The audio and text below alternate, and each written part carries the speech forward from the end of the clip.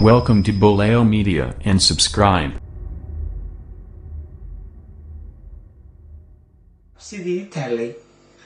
maaragtay markii onolf duurka ku jirtay bulshadu waxay u dhaxaysay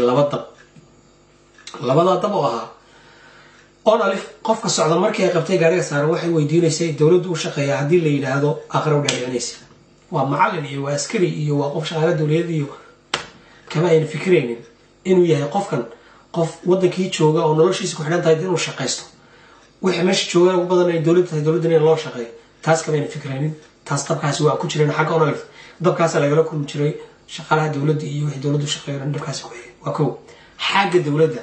baa ka sii daraa qof ko hadii la yiraahdo qofkaasi onolf soo shaqaalaha dawladda onolfti baa qabato waa la soo daayay sababta loo soo daayay maxay tahay baa taala iyadana qofka lagu maqlaa onolf soo deysay ama ba agmartay oo saaw fiirso iska deysay حتى هذوما نبتقليه كتبوا انتو تشيء كبح وقولي نبتقليه كتبوا قبلها انتو قاعدين راعوا يا بس سؤال ايه ولا سياسات نبتقليه هو بعطيه واحد ليس كده مركا والسيل او اونولف وحوشاتو صاعيو والسيل او كانوا سميان لبدا دبا مركا لو دحيي كي اونولف كبدان دولد كبدان كي دولد كبدان اونولف كبدان مركا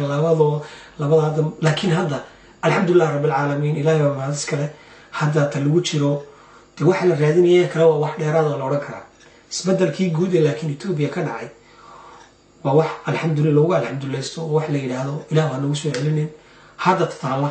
ee maanta jirta deegaankeena Ethiopia oo dhan kullaynin kursi ku fadhiya inuu istifaaco oo kursigiisa difaacdo siyaabo badan iyo tabo badan bay dawladdu leedahay kii xumaynayay u arkay wanaag u arkay baa horta waa kii xumaan kula dhaqmiyay kii wanaag kula dhaqmiyo horta dawladdu waa ka cilmi badan tahay hawlaheeda bada wax ay ku maartay madax loo saaran lama waayo qof hawlaheeda bada wax ay ku maartay madax loo saaran lama waayo qof hadii caawa rabin la dilo inta la dilo wax dawladdu waxay madax u saarto way mayso laakiin waxaan leeyahay nolosha maanta markii la isbarbar dhigo boqolkiiba 90 noloshana wanaagsan dadku ay farxad ay ku nool yihiin maartay absilaanta in la hadlo oo maartay inta la hadlo wax la caayo wax la sheego oo la yiraahdo xitaa waxa aad rabto inaad tiraahdo waxaasaan diidanahay waxa aad rabin xitaa inaad tiraahdo waxaasaan diidanahay waxa aad rabto inaad tiraahdo waxaasaan sax taa naftigeeda waxay tahay wax weyn alla loogu mahadnaqo marka dadka deegaanka jooga waxaan kula talin lahaa warnimada social media waayada waxa haysta waxyaalaha la isku turtuuro aad u badan oo maartay xagga iyo maartay حاجة عن السواء رب جواني حاجة كلا لقى حاجة جواني حاجة لقى هي حاجة كان عيسائي وحاجة شكرا لها نقول موقف كاجا هنا تكون فكرته هذيك النفط على الصيد دور مر العين هذيك وأكون فكرين إن الحوار الدولة ده عضو هذيك وأكون فكرين إن كل إن الدولة ده شخصه نقول نفط على الصيد كهر مر العين هذيك رأس نقطة هذيك وحبرش النقطة هذيك فرصة كلام نقطة الصيد هذيك نفط هذا كهر مر العين كفكرتان كل دردار من العدالة هذا إيوه بالشوين تا دياك سوالده بالشوية الصومالية ذيك كانوا كرة الله أيضا السنة كذلك إنها تكون فكرتان معارض محافظ كلية إنها نروح حيننا نفس الدين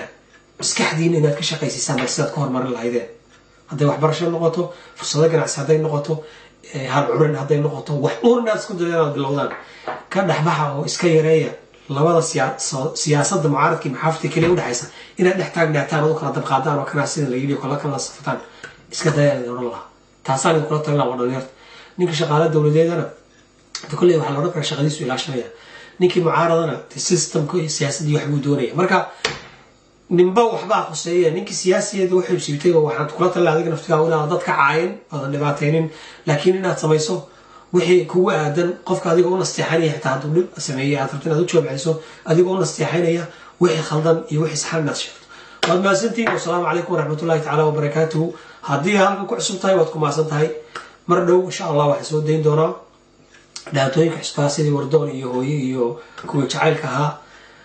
igala socdo wiilka soo socda insha Allah waxsoo diin doona daatoyin kasba waad mahadsantii